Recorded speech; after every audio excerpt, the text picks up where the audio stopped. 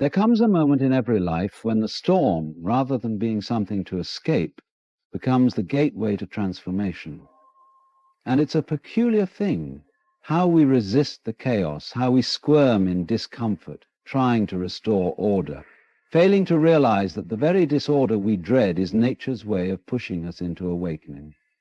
You see, what you are going through now, this discomfort, this anxiety, this mess, it isn't the end. It's not a punishment. It's the pause before the music shifts into a new rhythm.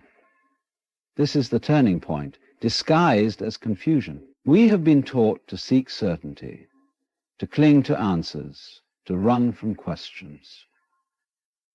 But life does not unfold according to the script of logic. It dances, wildly, beautifully, erratically, pulling us into corners we didn't plan to visit, only to reveal parts of ourselves we never knew existed. And right here, in this strange pause, in this in-between, where nothing seems to make sense and everything appears to fall apart, that is where the alchemy begins. That's where everything turns around. The irony is this: we long for change, but fear the unknown. We want new beginnings without endings. We want to grow without letting go.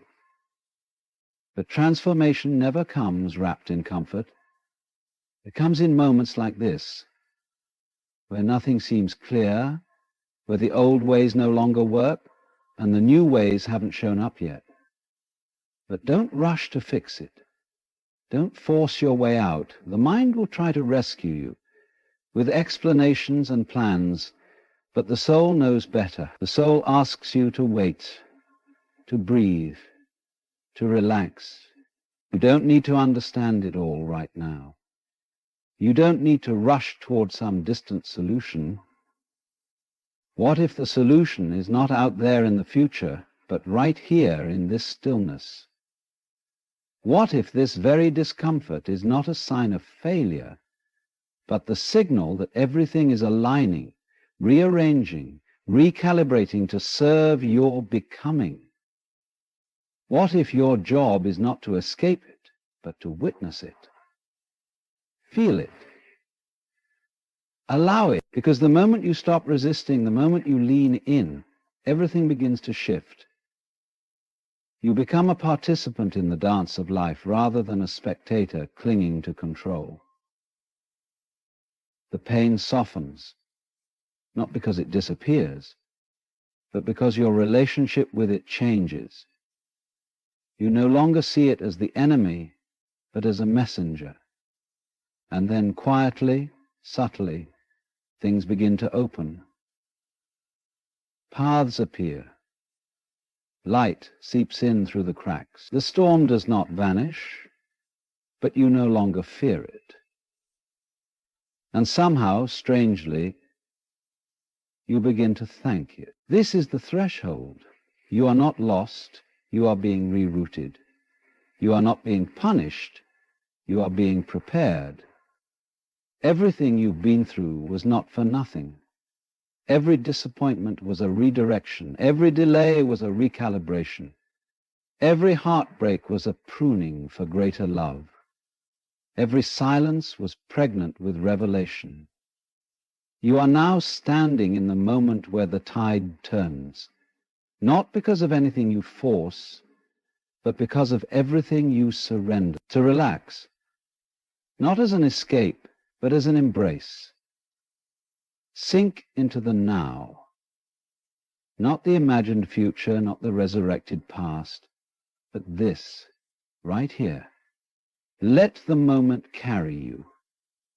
Let it unfold, because life knows the way. It always has. And even when you thought it was falling apart, it was quietly, patiently falling into place. There is a profound truth woven into the fabric of our experience. Transformation rarely arrives in a neat package, wrapped in certainty and comfort. Instead, it creeps in quietly through the cracks of our confusion and unfolds amidst the chaos we so often dread. When life throws us into those unsettling moments, when the ground beneath our feet feels unstable and the future seems shrouded in fog, it can feel like everything is breaking down. Yet paradoxically, it is precisely in this fragile space of uncertainty where the seeds of profound change are planted. We live in a culture that prizes control and clarity. We want to know what comes next, to map out every step of our journey, to be assured that our efforts will lead to predictable results. This desire is natural, for it offers a semblance of security. But this yearning for certainty also blinds us to a deeper process unfolding beneath the surface. When we encounter setbacks, confusion, or what appears to be failure, our instinct is to fight back, to solve the problem, to push harder, to escape the discomfort. We believe these difficult moments are interruptions or errors.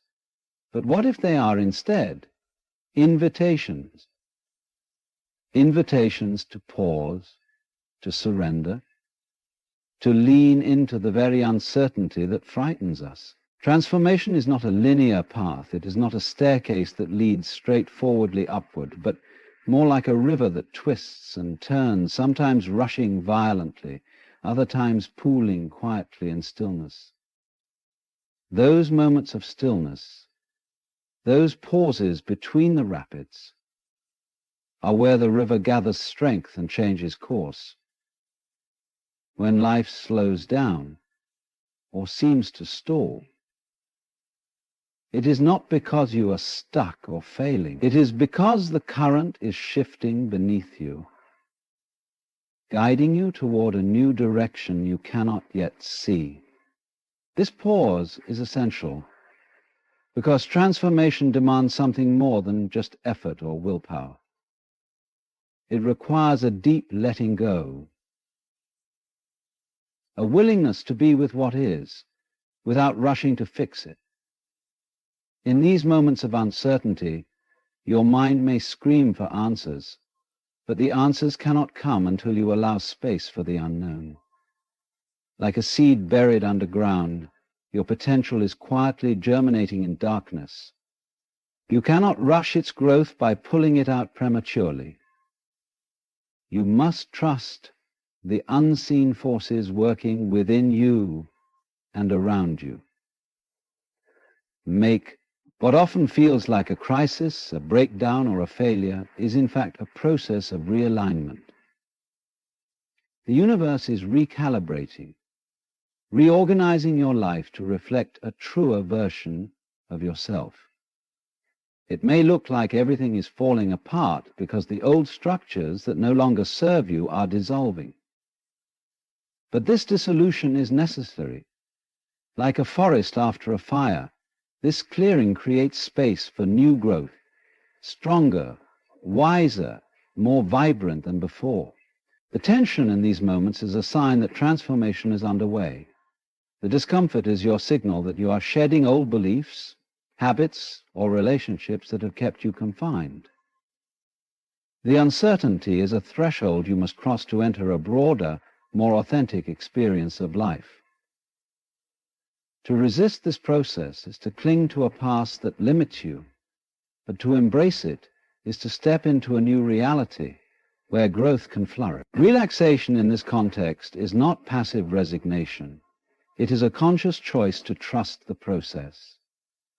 It is an acceptance that you do not need to have all the answers right now. It is a commitment to be present with yourself even in the absence of clarity. When you can sit with uncertainty without fear, you open a door to deeper wisdom. You create a fertile ground where insight, creativity, and new possibilities can take root.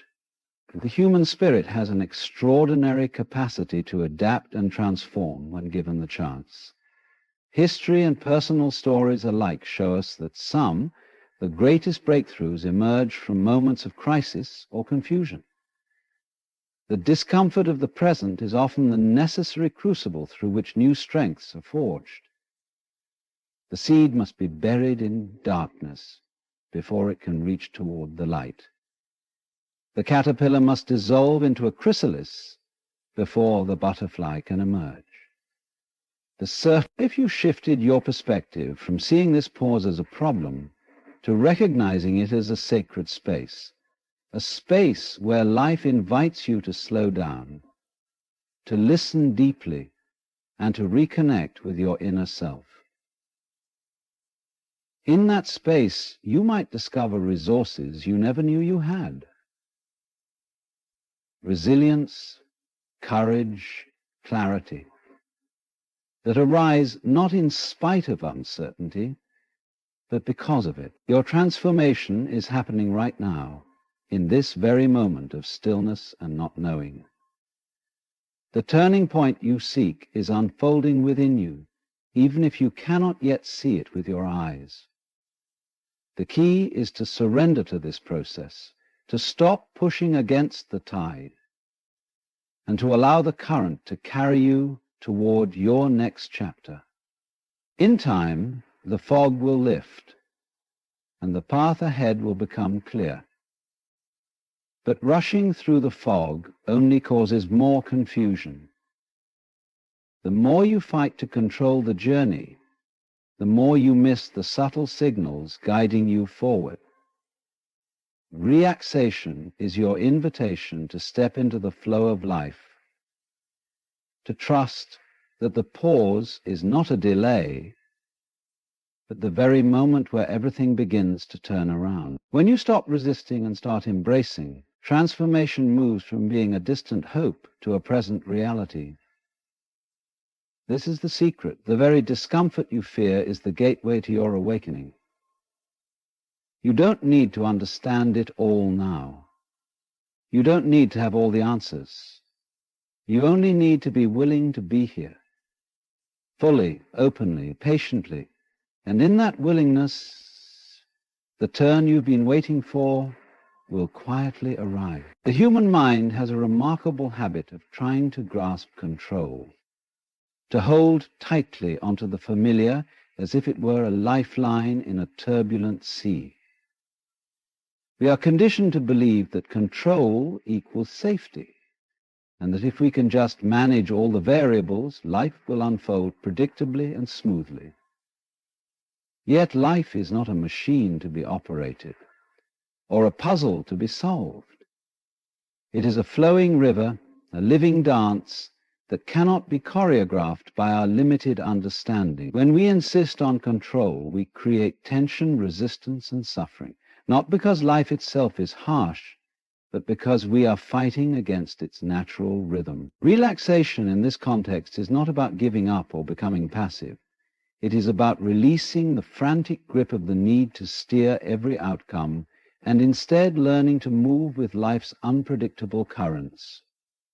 To surrender to life's dance is to recognize that the universe is infinitely more intelligent and fluid than our anxious minds can comprehend.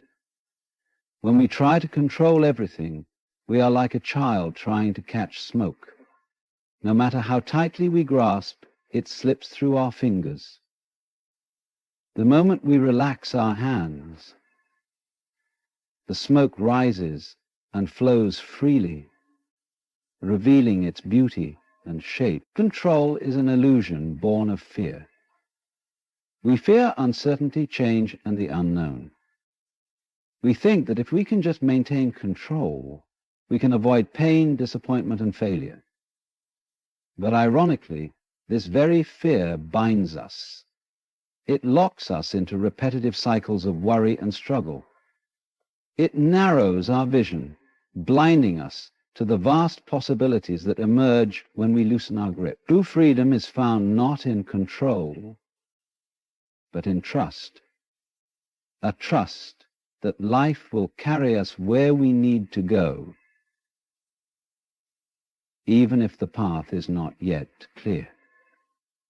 Even if the path is not yet, when we learn to relax and participate in the dance of life, something remarkable happens. We shift from being victims of circumstance to becoming co-creators of our experience. We stop resisting the flow and start responding to it with grace and flexibility. Instead of fighting against change, we welcome it as a vital part of our growth. Instead of fearing the unknown, we approach it with curiosity and openness. This shift in attitude transforms our relationship with life's challenges. They no longer appear as obstacles to be overcome, but as invitations to expand and evolve. Surrendering control also means embracing uncertainty as an inherent part of existence. The universe is not a fixed, static place. It is dynamic and ever-changing. Trying to impose rigid structures on something so fluid is like trying to freeze a wave in mid-motion. The wave's power lies in its movement, in its ability to rise, fall, and reshape the shore. Similarly, our power lies in our ability to adapt, to flow with life's rhythms rather than resisting them. Relaxation is a practice, a way of being that requires patience and courage. It calls us to soften the tension in our bodies and minds, to breathe deeply, and allow ourselves to be present with what is. This presence opens a space where clarity can arise, where insights come not from frantic thinking, but from quiet observation. In this space, we begin to see that control was never the key to peace. Peace comes from acceptance, from a willingness to let go of the illusion that we can command everything. There is also a profound spiritual dimension to this surrender. When we relax into the flow of life, we align ourselves with a greater intelligence, a cosmic rhythm that transcends our limited perspectives. This alignment brings a sense of harmony and ease, as if we are being carried by an invisible current toward our highest good. It reminds us that we are not separate from the universe, but an integral part of its unfolding mystery. The dance of life involves both structure and spontaneity. There are moments when effort and intention are necessary, when we plant seeds, take action, and make choices. But these moments must be balanced by times of receptivity, of waiting and listening. If we push too hard without pause, we exhaust ourselves and miss the subtle cues guiding our next steps. Relaxation is the counterpart to effort. It is the stillness that allows the dance to continue gracefully. In practical terms, learning to relax your need for control might look like this. Instead of trying to plan every detail of your future, you focus on the present moment and take inspired action where it feels right. Instead of resisting change, you welcome it as a teacher. Instead of battling your fears, you acknowledge them and move forward anyway. This does not mean giving up responsibility. It means shifting your relationship to responsibility from one of burden to one of trust. The paradox of surrender is that in letting go of control, you often gain more power. You become more adaptable, more creative, and more open to opportunities that would have been invisible to a mind obsessed with certainty. You develop resilience, the ability to bend without breaking.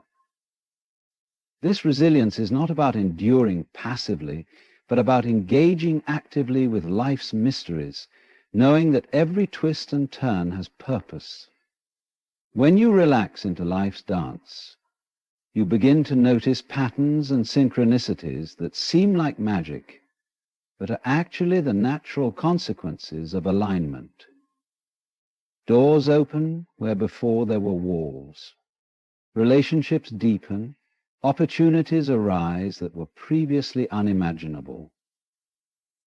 This is not coincidence, but the unfolding of a deeper harmony, a sign that you are moving with life rather than against it. Relaxation is also an act of self-love. When you release your grip on control, You release the pressure and judgment you place on yourself. You allow space for imperfection and growth. You recognize that you are doing your best in a complex and unpredictable world. This compassion for yourself fuels your courage to keep moving forward, even when the path is uncertain. In the end, the need for control is rooted in a desire for security. But true security is found not in holding tightly to what is familiar, but in trusting the unfolding of what is yet to come. Relaxing into life's dance means embracing the mystery with open arms and a willing heart. It means recognizing that the universe is not your adversary, but your partner in this grand, beautiful movement called life. What if the discomfort you feel, the pain, the anxiety, the restlessness, were not your enemy, but your greatest teacher? For much of our lives, we are conditioned to avoid discomfort at all costs. We seek pleasure, stability, and ease, and when faced with pain or uncertainty, we push it away, numb it, or fight against it. But what if this instinct to resist is precisely what keeps us trapped? What if discomfort is not something to be feared or eliminated, but rather a messenger inviting us to look deeper, to awaken to truths we might otherwise miss? Discomfort has a way of cutting through the superficial layers of our existence. It disrupts the routines and illusions that keep us comfortable but disconnected. When everything feels smooth and predictable, it's easy to stay asleep, to live life on autopilot, moving through the motions without real presence.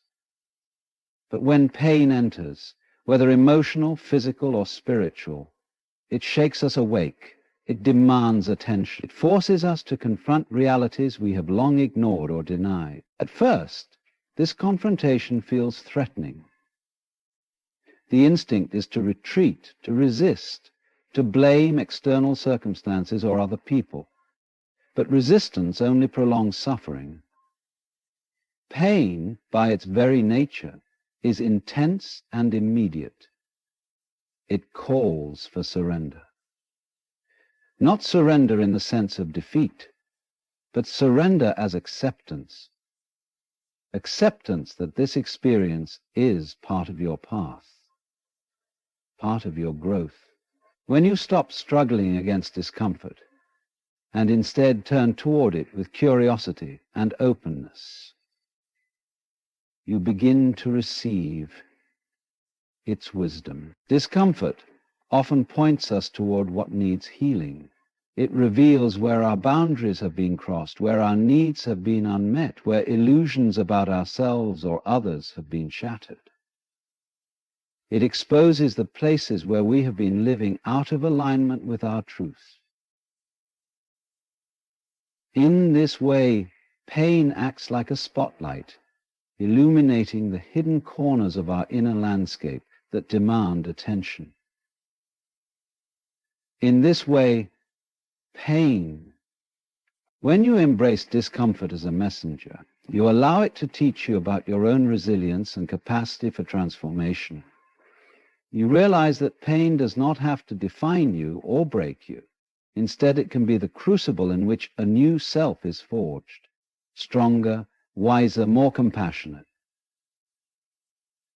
This process is not easy. It requires courage to face what hurts and vulnerability to admit where you have been hurt. But it also carries the promise of profound liberation. One of the greatest obstacles to receiving this message is the cultural narrative that equates pain with failure or weakness. We are told to hide our wounds, to appear strong, to fix things quickly so we can move on. But true strength lies not in denial or avoidance, but in acknowledgement and integration. When you allow yourself to fully feel and process discomfort, you break its power to control you. You transform pain from a source of suffering into a gateway for growth. Another way discomfort teaches us is by shifting our perspective on control and certainty. When we are comfortable, we cling to predictability and the illusion of safety. Discomfort disrupts this illusion and invites us to let go. It shows us that life is inherently uncertain and that trying to control every aspect is futile. By accepting discomfort, you begin to embrace uncertainty and learn to navigate it with grace. This shift opens the door to new possibilities.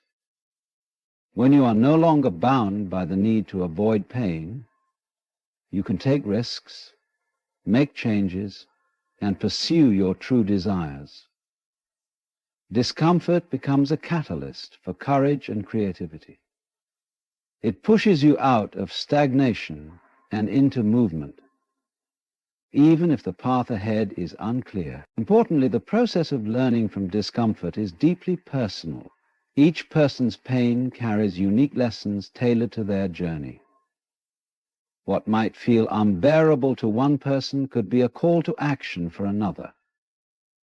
This means that no one else can tell you exactly what your discomfort means or how to resolve it. The task is to listen deeply to yourself, to honor your feelings, and to trust the wisdom that arises from within. Spiritual traditions across the world have long recognized the transformative power of suffering and discomfort. They teach that through trials the soul is purified and refined. Pain is not punishment, but a form of initiation into deeper understanding and compassion. It is through facing our darkest moments that we come to appreciate the light, and through enduring hardship that we develop empathy for others. When you view discomfort in this way, your relationship to it changes profoundly. You no longer see it as something to be feared or avoided, but as an integral part of the journey. You learn to approach it with a kind of reverence and gratitude for the growth it fosters. This does not mean seeking out pain or glorifying suffering, but rather recognizing the gifts hidden within it. As an assistant, you really are responsible for it. And another gift of discomfort is humility. It reminds us that we are not in control of everything, and that life's mysteries often unfold beyond our understanding. This humility opens us to surrender, trust, and faith, all of which that bring peace, even amid uncertainty. By accepting discomfort, we acknowledge our humanity and our interconnectedness with the larger flow of existence. The transformation that discomfort initiates is rarely immediate. It is a gradual process that unfolds over time, often with setbacks and moments of despair. But each encounter with discomfort offers an opportunity to deepen your resilience and your capacity to love yourself and life more fully. With patience and compassion, you learn that discomfort is not a wall but a doorway. Ultimately, the discomfort you face today is part of the turning point in your story. It is a sign that old patterns are dissolving and new life is emerging. By shifting your perspective and embracing discomfort as a messenger rather than an enemy, you open yourself to the profound change waiting just beyond the horizon. The path through discomfort is not easy, but it leads to freedom, growth, and awakening. The power of the present moment is often spoken about, yet its true significance remains elusive until we experience it deeply. We live lives that are perpetually tethered to either the past or the future, endlessly replaying memories or projecting hopes and fears ahead. The mind becomes a restless storyteller, spinning narratives that distract us from the only moment we ever truly have, the now. Yet it is precisely this present moment that holds the key to transformation, the point at which everything can turn around. When we are caught up in regrets about what has happened or anxieties about what might come, we miss the life that is unfolding right here and now. The present moment is not just a fleeting point between past and future. It is a vibrant, alive space, rich with possibility. It is the doorway through which change enters. The past is gone and the future is unknown, but the present is real, tangible, and filled with the energy to create. Relaxing into the present moment is a radical act in a culture that prizes productivity, planning, and control. We are trained to think of the now as something to be managed or overcome in pursuit of future goals. But when you slow down and truly inhabit the present, you access a different kind of power, an inner stillness that allows clarity and insight to arise naturally. It is in this stillness that you begin to see beyond the illusions and distractions that have clouded your vision. The turnaround you seek is not in some distant event, but in the way you relate to this moment. When you stop resisting what is happening and instead open to it fully, you create space for transformation. Resistance breeds tension and keeps you locked in old patterns. Acceptance, on the other hand, dissolves tension and invites flow. The paradox is that by surrendering to the now, you gain the power to change your life. Presence awakens you to what is truly real beneath the surface of your thoughts and emotions. You begin to notice the subtle sensations in your body, the rhythm of your breath, the sounds around you. This embodied awareness grounds you, rooting you in life itself, rather than in the mental narratives that can lead to confusion and despair. From this grounded place, new possibilities emerge, because you are no longer caught in reactivity, but responding with conscious choice. The moment you fully inhabit is a moment of freedom. It frees you from the tyranny of past mistakes and future worries. It frees you from the pressure to fix or control everything. Instead, it invites you to trust the natural unfolding of your path. This trust is not blind optimism, but a deep recognition that life's unfolding is intelligent, and that you have the capacity to meet it with openness. When you focus on the present, you also begin to see that your problems and challenges are often magnified by your mental resistance to them. It is not the events themselves that cause suffering, but your relationship to them. The same situation can feel overwhelming or manageable depending on how present you are with it.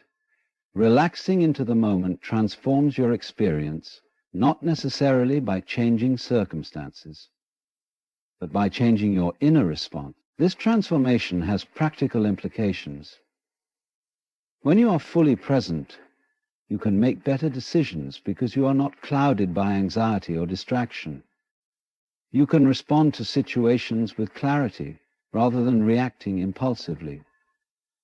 You can also appreciate the small joys and blessings that often go unnoticed when your mind is elsewhere. This appreciation nourishes your spirit and builds resilience. The practice of presence requires intention and discipline.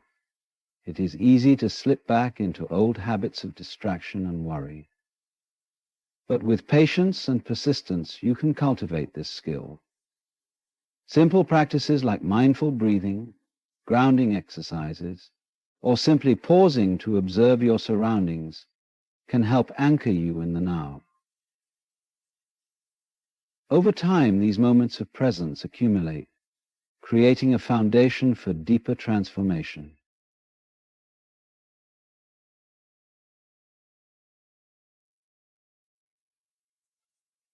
Presence also deepens your connection with others. When you are fully present in a conversation or relationship, you listen more deeply and respond more authentically. This presence fosters understanding, compassion, and intimacy, which, in turn, support your growth. Relationships become mirrors reflecting your true self back to you, helping you to see where healing and change are needed. The present moment is also where gratitude arises naturally. when you stop to notice what is, without judgment or expectation, you discover countless reasons to be thankful. Gratitude shifts your focus from scarcity to abundance, from lack to sufficiency. This shift in perspective opens your heart and creates a positive feedback loop that attracts more blessing. Spiritually, the present moment is the place where the divine meets you. Across traditions, the sacred is described as always accessible in the here and now. When you relax into the moment, you open a channel to this deeper presence, a source of peace, guidance, and strength beyond the fluctuations of daily life. This connection nourishes your soul and supports your journey through uncertainty. The moment you become aware of the power of now, you realize that the turnaround you seek has already begun. You are no longer waiting for life to change. You are changing your way of being in life. This shift creates ripples that extend outward, transforming your experience and influencing those around you. To live fully in the present is to participate actively in the unfolding of your own story. It is to dance with life rather than resist it, to move with the rhythm of existence rather than against it. The power of now is the power of transformation. It is the place where your deepest healing and your greatest potential meet. Relaxing into the present does not mean ignoring responsibilities or goals. Rather, it means approaching them from a place of grounded awareness and calm confidence. You can plan and act with intention, but without the anxiety and pressure that come from trying to control outcomes. This balance allows you to navigate challenges with grace and resilience. The power of the present moment is not theoretical, it is experiential. It is felt in the quiet breath, the soft smile, the gentle acceptance of what is. It is the anchor that steadies you amid life's storms. When you return again and again to this moment, you cultivate a wellspring of strength and peace that sustains you through all phases of your journey. In embracing the present, you discover that everything you have been searching for, peace, clarity, freedom, is already here. The turnaround you desire is not out there in some distant future. It is this moment, unfolding now, inviting you to awaken and step fully into your life. Trusting that everything is falling into place is one of the most profound and challenging lessons life offers. At times when we face uncertainty, loss, or upheaval, it can feel as though the universe is indifferent or even hostile to our hopes and desires. We look around and see disorder, confusion, and seemingly random events that shake our sense of stability. In those moments, the temptation to despair or to cling desperately to control is immense. Yet, beneath the surface of apparent chaos, there is an unseen order, a quiet orchestration, guiding the unfolding of your life. Trust is not naive optimism. It is not a passive waiting for good things to happen without effort or awareness. Rather, trust is an active choice to believe in the inherent intelligence of life's process, even when the path is obscured. It is a recognition that the universe, or the greater force that moves through all things, operates on a scale far beyond our limited perspective. When you trust, the experience of trust often begins in moments of surrender. When you stop fighting, when you release the desperate need to control, and when you acknowledge that some things are simply beyond your grasp. Relax. Breathe. There is no urgency here, no race to fix what you once called broken. You see, the mind clings to labels for failure, heartbreak, loss, as if naming the experience makes it easier to endure. But in doing so, we often miss the beauty hidden in the wreckage. We are so eager to escape our pain that we forget the seed must crack open for the tree to emerge. The storm must tear through the sky before the air feels clean again. And what broke you? Yes. What shattered your illusions, humbled your pride, and made you feel small, may, in fact, be the very thing that brings you to your feet, stronger than ever before. Most people spend their lives trying to avoid suffering. And in doing so, they also avoid transformation.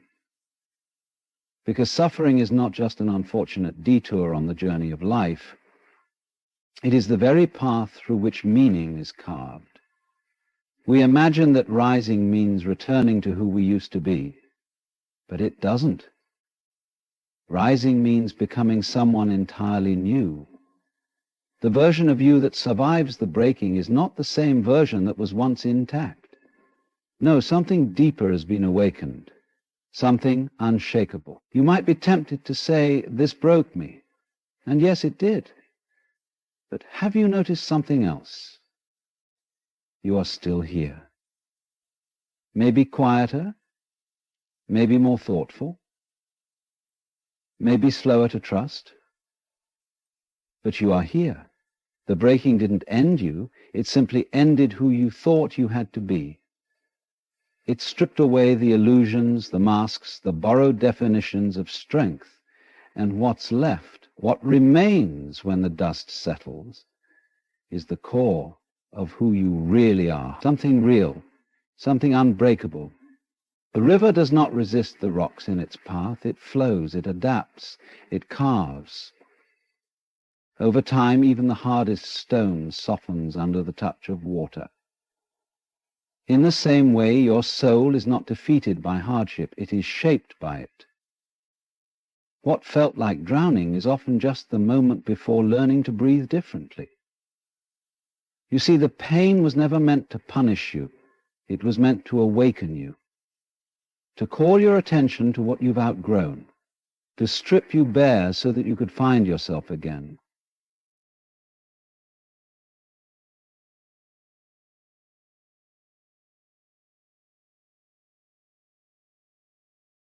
My goodness.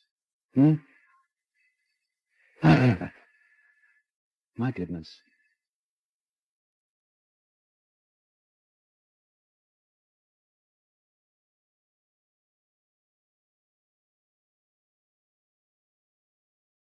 So if your heart is heavy with what you've lost, let it be. Let the weight sit with you for a while. You don't have to force healing. You don't need to chase hope. Just stay, just be. Because in this stillness, something begins to shift. What once felt like a wound begins to feel like wisdom. What once caused you pain now becomes the very lesson that guides your rise. Not because you conquered it, but because you allowed it to change you. Don't rush to rebuild. Let the pieces teach you something. Let the silence stretch a little longer. Let the tears fall without shame, because this too is sacred. This too is part of the becoming, and when you do rise, and you will, it won't be in spite of what broke you. It will be because of it. The same fire that burned your plans to the ground also cleared space for something truer, something freer, something more you. There is nothing to fix, nothing to return to, only this moment and the quiet promise it carries, that every fall plants a seed and every breaking makes way for light to enter. So relax. What broke you was never the end. It was the invitation. And your rise, it's already unfolding. Not in dramatic gestures or grand moments, but in every breath you take that says, I'm still here. There comes a moment in every life when something shatters, A dream dissolves, a relationship crumbles, a belief that once anchored your identity vanishes. In that moment, we often fall to our knees, whispering the words, "Why me?" And yet that moment, painful as it is not the universe turning its back on you. It is, in fact, the universe placing a key in your hand. The key doesn't unlock the door you expected. It opens a hidden passageway you didn't know existed. What broke you was not meant to crush you, but to lead you somewhere you wouldn't have chosen to walk willingly. It was never a punishment. It was an invitation. We live much of our lives trying to build a fortress of safety. We collect routines, expectations, and familiar identities, and cling to them because they offer a sense of control. But the truth is, control is the great illusion. Life isn't something to be managed, it's something to be experienced. And when life wants to evolve you, it often doesn't ask your permission. It shakes you. It dismantles everything you thought was stable. The job you thought you'd retire from disappears. The person you trusted with your whole heart walks away. The path you were so sure of ends in a wall, and you're left, blinking in disbelief, staring at the ruins of what used to be. In that space, it's easy to believe you've been forsaken, that you're a failure, that something inside you must be flawed. But that interpretation only comes from a limited vantage point, the ego, the conditioned self, the one who sees through the lens of what is lost rather than what might be found. What if, instead, you began to see the breaking as a divine disruption? What if the discomfort you feel is not the end of something good, but the unraveling of something false? What if your suffering is a signal not of your weakness, but of your becoming? You see, the soul is not interested in comfort. It is interested in truth. And truth has a peculiar way of arriving, not always with clarity or gentleness, but often with chaos. Because truth doesn't just fit into your old life, it requires a new one. So what breaks you isn't sent to ruin you. It's sent to peel back the layers of who you're not, until who you truly are is all that remains. The walls that fall are not meant to bury you. They're meant to liberate you. It is in our most broken states that the deepest questions arise. Not just what happened, but who am I now? This is the sacred doorway. When the labels fall away and the roles dissolve, there's a raw and terrifying freedom.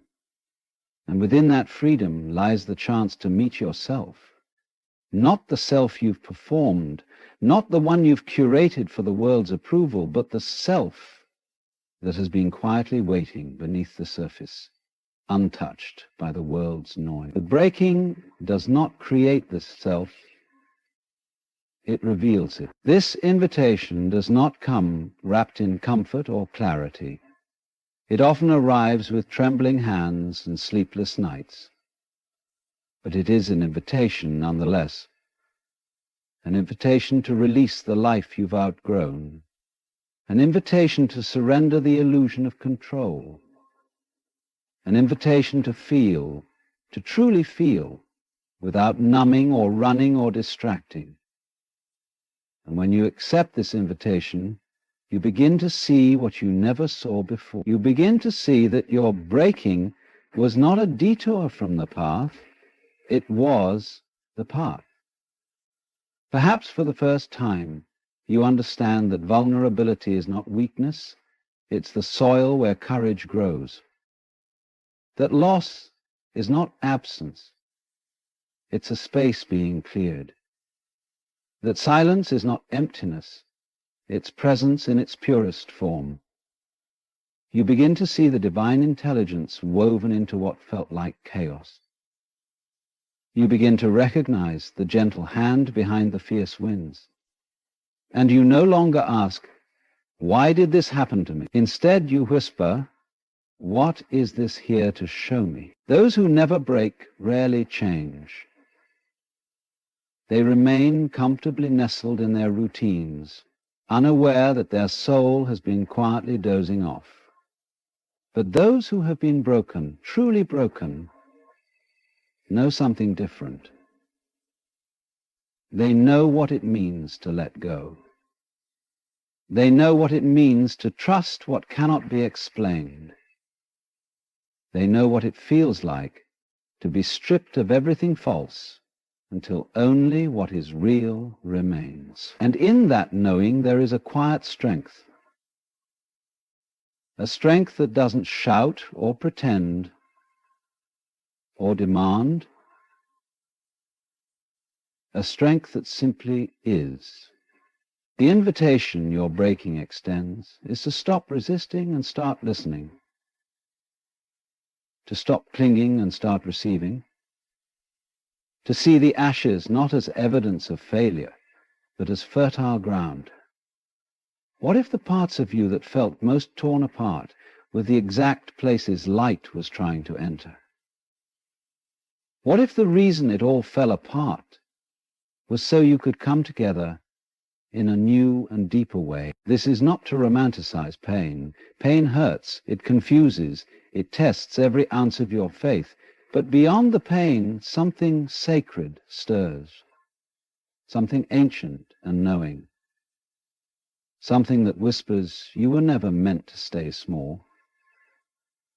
And perhaps that whisper is the reason everything you built had to fall, because you were building it on a foundation too narrow to hold the vastness of who you truly are. And so the invitation isn't just to rise, it's to rise differently. To rise not by rebuilding the old life, but by becoming someone entirely new. To rise not in spite of what broke you, but because of it.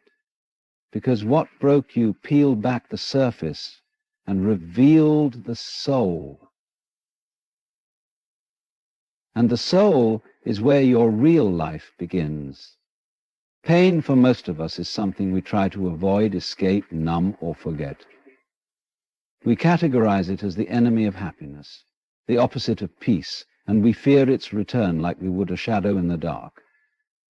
But what if that understanding is fundamentally backwards? What if pain isn't the destroyer of life's meaning, but the very chisel that carves it?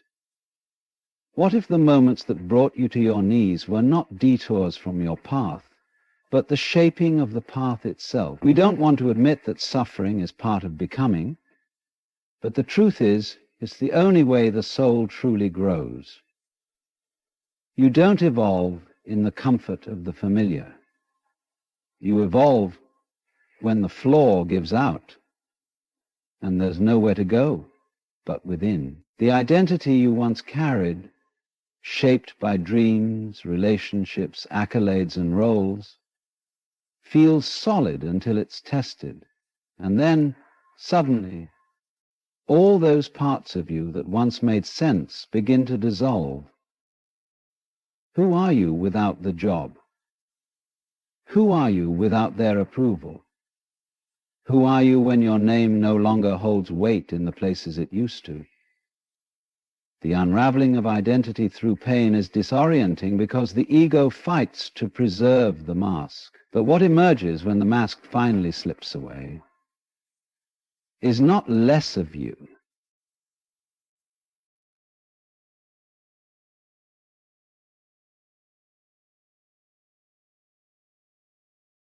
Suffering has a strange way of silencing all the noise you once thought was important.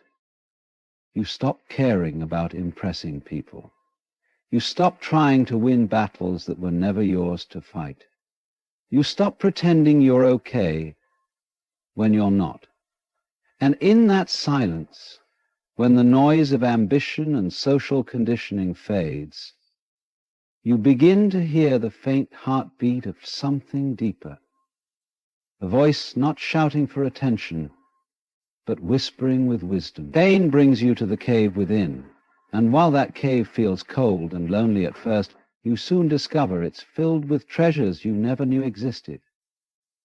Treasures like self-compassion, spiritual clarity, resilience, and peace that isn't dependent on circumstance. Most people think identity is built by adding more knowledge, more success, more experiences.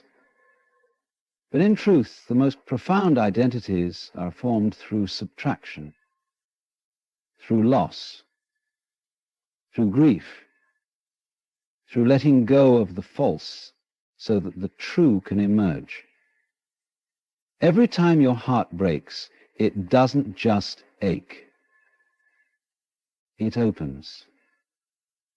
Every time your plans fail, something more alive has a chance to enter. Suffering refines.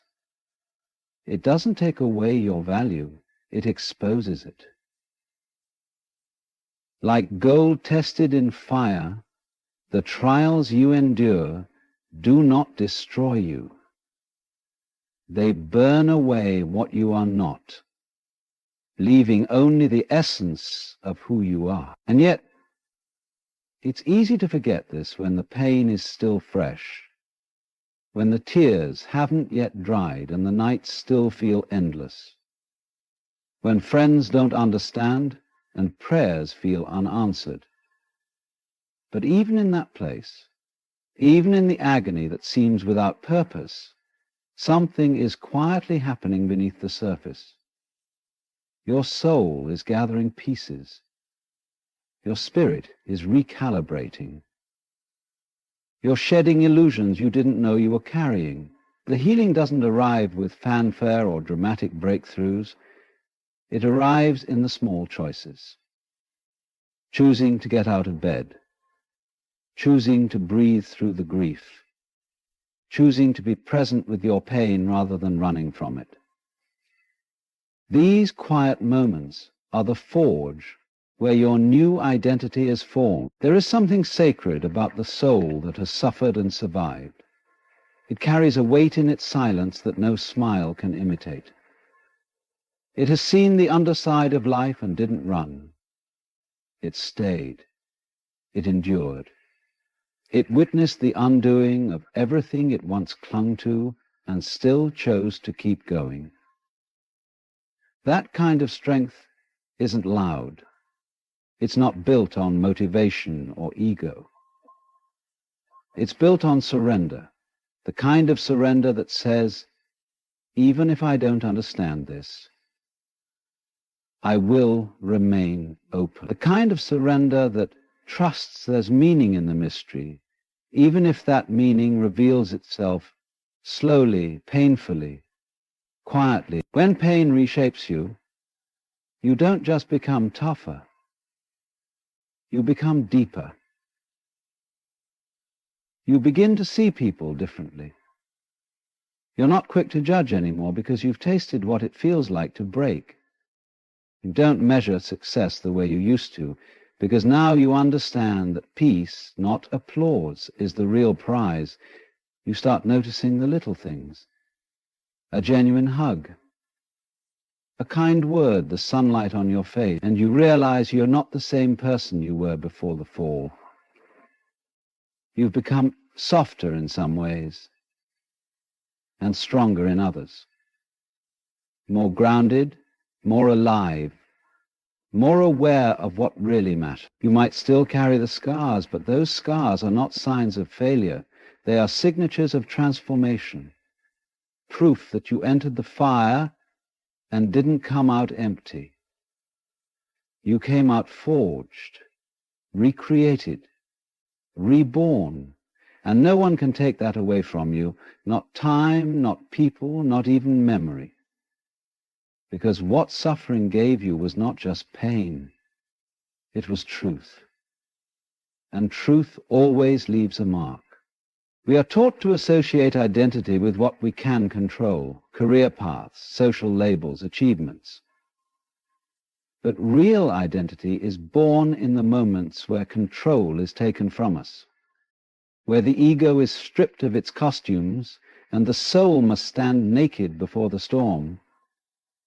And when that storm passes, and it will, you realize something extraordinary. You're still here, not the same, not unscarred, but undeniably more true. And that truth becomes your strength. It becomes the foundation of a new identity. It doesn't need to prove, it doesn't need to impress, it doesn't need to pretend.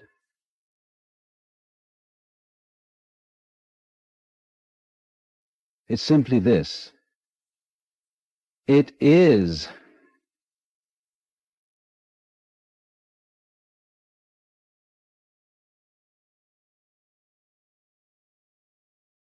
The pain didn't just teach you a lesson, it rewrote the entire script. And the person you are becoming, the one rising from the ashes, isn't just wiser. They are more free, because freedom doesn't come from a perfect life. It comes from knowing you can survive an imperfect one and still find beauty in it. It comes from realizing that what once broke you is now the very thing giving your life a depth, a texture, a richness that could never have existed without the break. And in that realization, you begin to see pain not as a curse, but as the sculptor of the soul. There is a stillness that arrives after the storm, not the stillness of emptiness, but of awareness, a silence that doesn't signify nothingness, but an invitation to hear what has always been whispering beneath the surface. When life breaks you, when your plans collapse, when the people you love walk away and the walls you've built fall to dust, there is an instinct to run, to fill the void with noise, distractions, and the desperate search for answers. But if you can resist that urge and simply sit, simply be, you will discover something hidden beneath the chaos, a sacred stillness, and in that stillness, a power you've forgotten. The mind is addicted to movement, to fixing, analyzing, controlling, and seeking. It tells you that silence is dangerous, that being still means being stuck. But that's the lie of a restless ego. The truth is, healing doesn't come through constant motion. It comes through surrender, through quiet, through the willingness to feel what you've spent your whole life avoiding. In that sacred pause, when you finally stop trying to outrun your pain, something begins to rise from within you, a presence, a knowing, a calm that is not attached to any outcome. Most people never reach this place because it's uncomfortable. Stillness brings to the surface everything you've buried. Old wounds, unspoken grief, lingering fears. And so we turn back to noise. Scrolling, talking, working, achieving, anything to avoid hearing our own soul speak. But stillness is not the enemy of growth. It is the space in which growth actually happens. A seed does not grow by rushing toward the sky. It grows silently, unseen, in the darkness beneath the soil. In the same way, your transformation does not begin when things get better. It begins when you stop resisting what is. The paradox is that what you were searching for in all your effort, the peace, the purpose, the clarity, it doesn't live in the world of doing, it lives in being. And to enter that realm, you must become still enough to hear what life is trying to teach you, still enough to feel the breath moving through your body, still enough to sense that you are not your thoughts, not your failures, not your circumstances. You are the one watching it all. The awareness behind the storm. When life breaks you, it strips you of the distractions that once kept you numb. You are forced to look inward, to sit with what is raw, real, and unresolved. And it is there, in the presence of your own brokenness, that you begin to understand what wholeness really means. Not perfection, not getting everything right, but being fully present with all that you are, your fears, your hopes, your disappointments, your desires, without judgment. That presence is not something you earn, it's something you return to. And stillness is the path back. You might feel lost right now, disoriented by the loss of something you thought you couldn't live without. But what if that very loss is leading you to discover a version of yourself that doesn't depend on external validation? A version that doesn't crumble when plans fall apart. This self is not built by effort.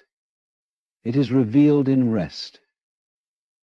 In the quiet moments when there's nothing left to perform, prove, or protect. And in those moments,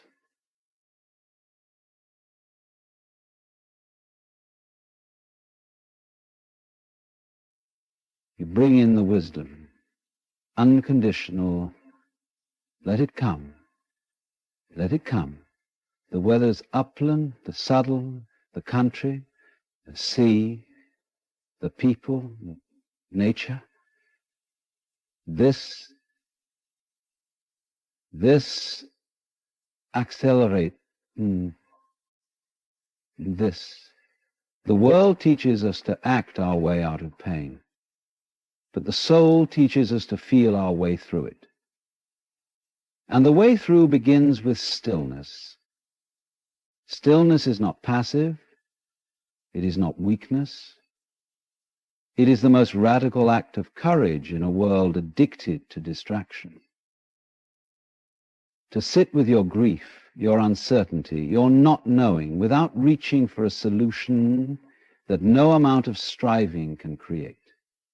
And in that stillness, a transformation begins that no amount of striving can create. You start to notice small things, the way the light filters through the trees, the rhythm of your own breathing, the soft ache in your chest that no longer feels unbearable but sacred. These are signs that your soul is waking up, that beneath the surface of your pain, something is taking root, something that doesn't need to be seen to be real, something unshakable. When you embrace stillness, you begin to reclaim your power, not the kind of power that dominates or controls, but the quiet power of presence. The kind of power that says, I am here, I am enough. I don't need to understand everything to trust this moment. That kind of power doesn't shout, it doesn't need to. It exists in the way you breathe, the way you listen, the way you hold yourself when everything around you is falling apart. You begin to trust that life is not something happening to you, but something unfolding through you. And even the breaking was part of that unfolding. Even the moments that shattered you were invitations to go deeper, to move beyond the surface of your identity and into the eternal truth of who you are. That truth is not found in noise.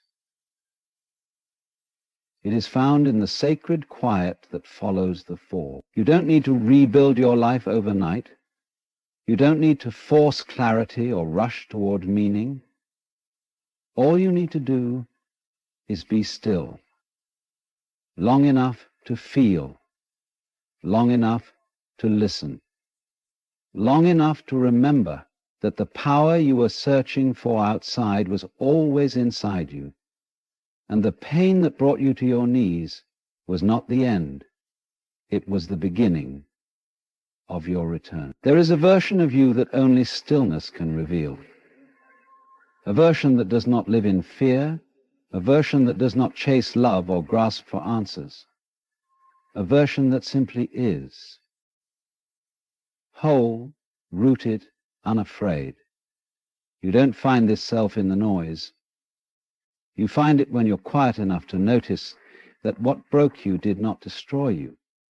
It introduced you to the part of yourself that cannot be broken, and that realization, that quiet knowing, is where your rise begins. Not in doing more, but in becoming more.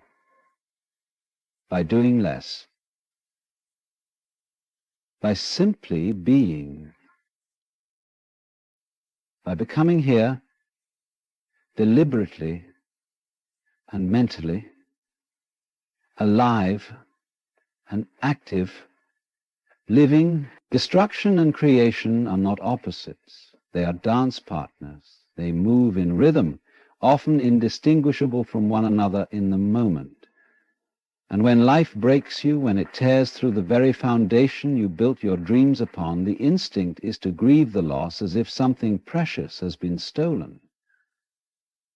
But what if what was taken was never meant to remain?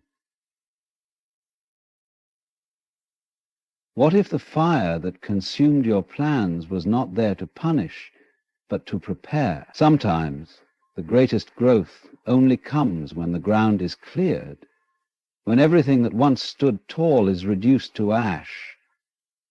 And in that ash, in what looks like the end, lies the perfect soil for a new life to take root. One that is truer, freer, and more aligned with who you were always meant to become. We often fear loss because we misunderstand its nature. We think something is being taken from us. But in truth, something is being revealed. Something is being refined. The relationships that ended, the jobs that slipped away, the chapters that closed, each one felt like a collapse. Yet each was creating space. Space you would have never willingly made. Space that feels empty now but is already being filled by something you cannot yet see. The fire didn't arrive to destroy your life. It came to burn away what no longer serves the deeper purpose of your becoming. Think about a forest after a wildfire. The ground looks barren, the air smells of smoke, the trees are blackened, hollow. And yet, under that quiet devastation, the soil is more fertile than ever. The fire broke what once was, but it also enriched the ground for what is to come. New life doesn't fight its way through the ashes out of defiance. It emerges because it was meant to. Though otherwise than wise,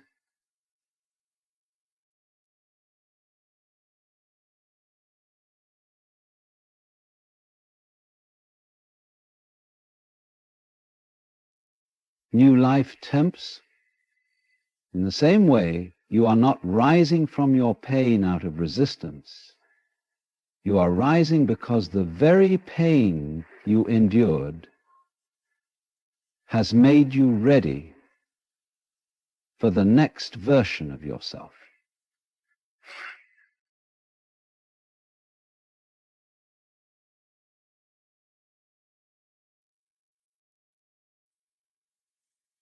It's hard to see this when you're still in the smoke, when the flames of heartache or disappointment are still smoldering in your chest. It's hard to imagine that anything good could come from the things that hurt you the most. But healing is not about erasing the memory of the fire. It's about learning how to grow in spite of it, or perhaps because of it.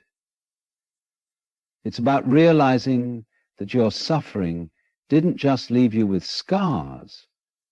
It left you with the strength you didn't have before, the kind of strength that doesn't announce itself loudly, but moves through the world with quiet certainty. Pain is a purifier.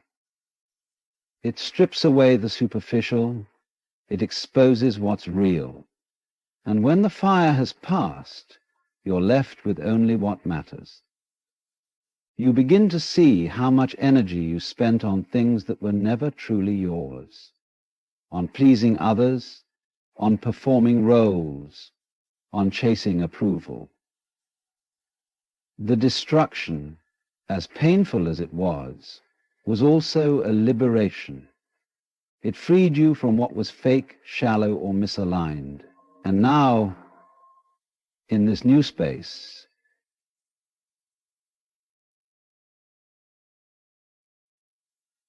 there is something strangely beautiful about beginning again.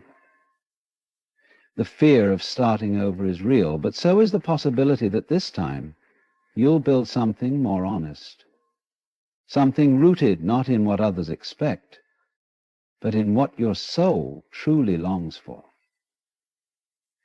You don't have to rebuild what was lost. You don't have to recreate the past. You are free now to imagine something entirely new, something that only you can create, because only you have walked through this particular fire. Letting go of what burned is not easy. There's grief in release. There's sorrow in surrender. But clinging to the ashes of your former life won't bring it back. It will only blind you to the life that's waiting to emerge. You must be willing to bless the fire for its destruction and its clarity.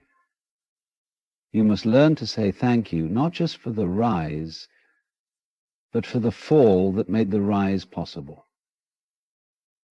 And that kind of gratitude doesn't come from the mind. It comes from the soul, from the place in you that knows every ending is a beginning, wearing a different disguise. The fire didn't just leave you with pain, it left you with wisdom.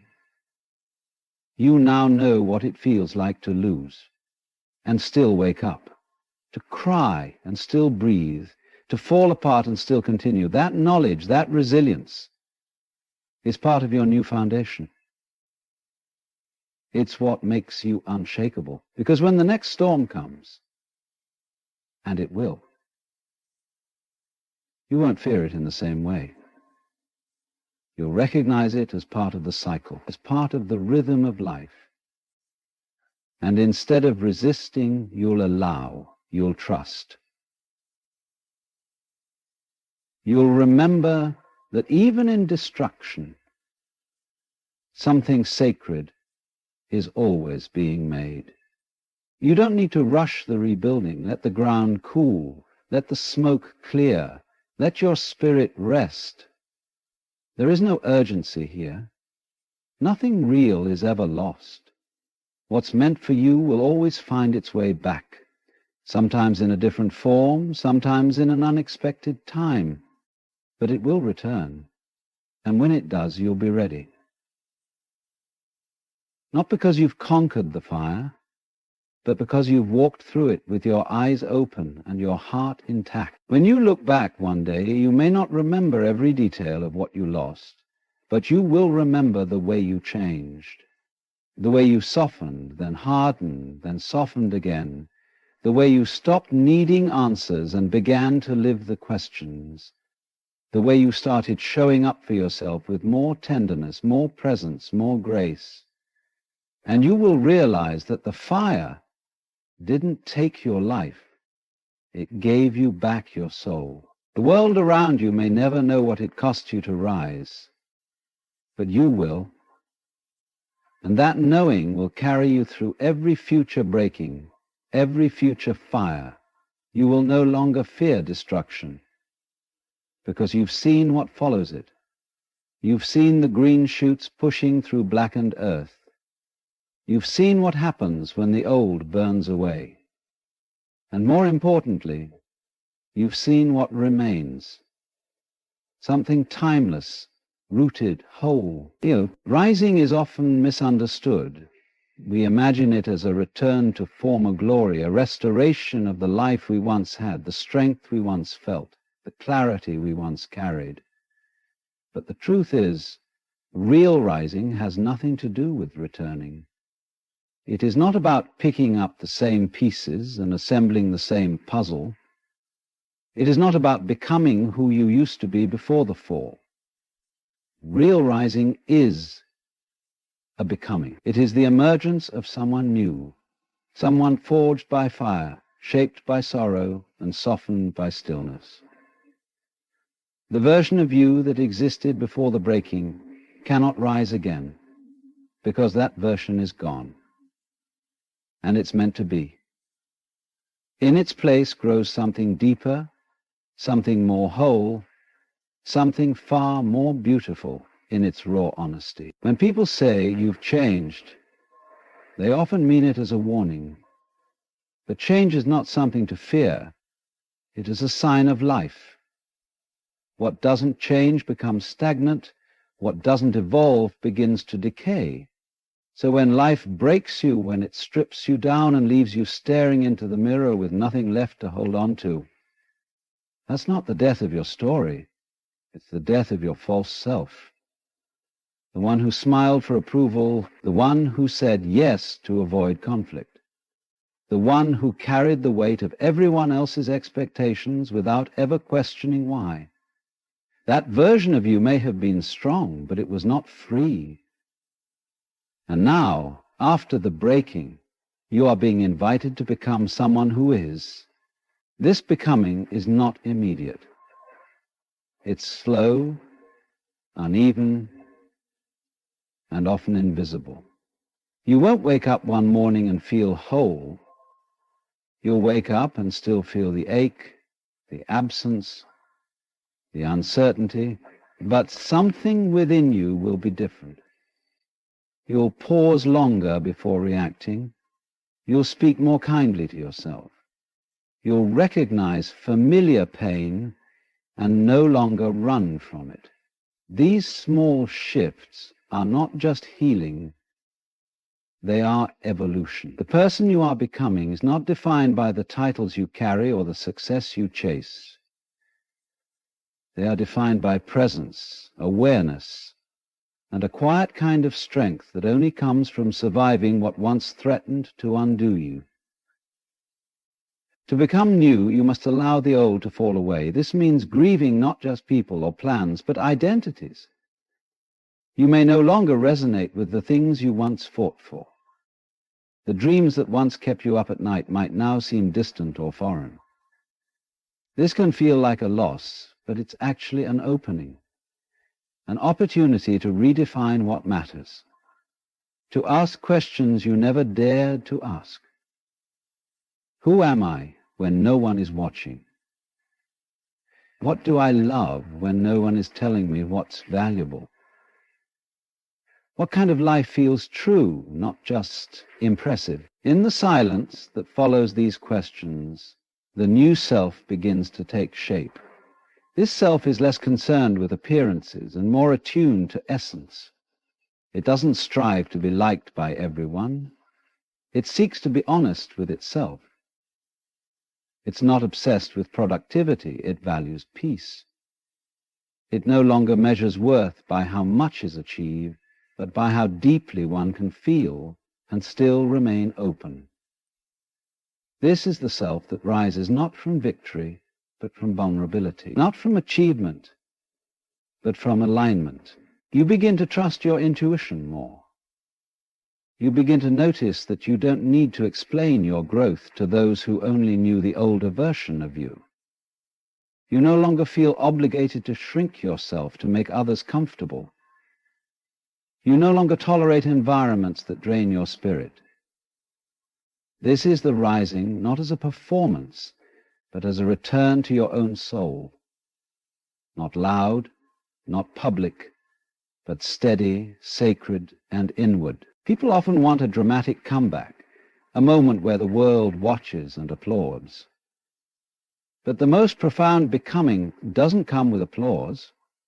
It happens in private, in the choices no one sees, in the moments when you choose to respond with grace rather than resentment, in the nights when you whisper to yourself, "I'm proud of how far I've come," even when no one else is watching. This is the kind of rising that changes you at the core. It doesn't need an audience, because it isn't about performance. It's about truth. You stop needing to prove that you've healed. You stop defending your journey. You stop chasing love that demands your suffering as a price. Because now you know who you are. Not because you read it in a book or heard it in